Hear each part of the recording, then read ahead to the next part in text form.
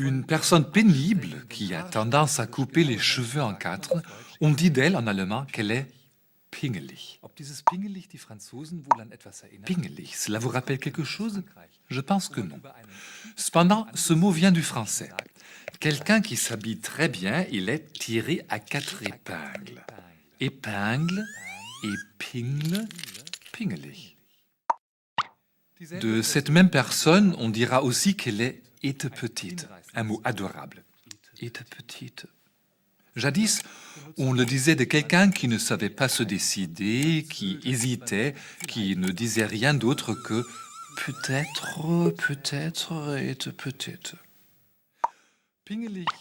Pingelig et petite, voilà encore deux mots forgés en Allemagne d'après des mots français entendus chez ces nouveaux concitoyens venus d'outre-Rhin, qu'il s'agisse des Huguenots, les protestants qui tentaient au XVIIe et au XVIIIe siècle de fuir les persécutions, ou de ceux qui se sont exilés après la Révolution française. Ces Français bien accueillis en Allemagne ont apporté leur savoir, leur culture et bien des mots. Écoutez celui-ci, Brimborium. Ne fais pas un tel brimborium. C'est ce qu'on dit à quelqu'un qui fait tout un plat pour des petites choses. En fait, le mot français brimborion signifiait à l'époque prière bredouillée, et plus tard une petite chose insignifiante.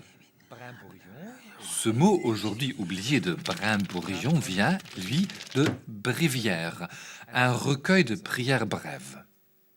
Brimborium en allemand est un mot qui est encore en usage de nos jours. Un autre mot qui désigne lui aussi des petites choses, c'est Kinkerlitzchen. Ce ne sont que des Kinkerlitzchen. Vous ne trouvez pas que c'est amusant?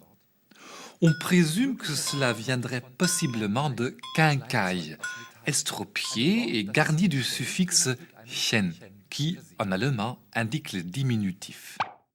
Mon terme préféré pourtant, c'est firlefanz. Oh, il fait un tas de firlefanz. Il fait des manières. On ne peut pas le prendre au sérieux, ou bien il se comporte d'une manière un peu faux-folle. Firlefanz. Encore une fois, cela n'a vraiment pas l'air français. En fait, Fanz vient d'un ancien mot allemand pour fou. Et Firle vient du français. Ça dérive du nom d'une danse ancienne, le virlet. Une danse sauvage, tout en rond, jusqu'à ce que les lettres de virlet se déforment et donnent Firle. Firlefanz.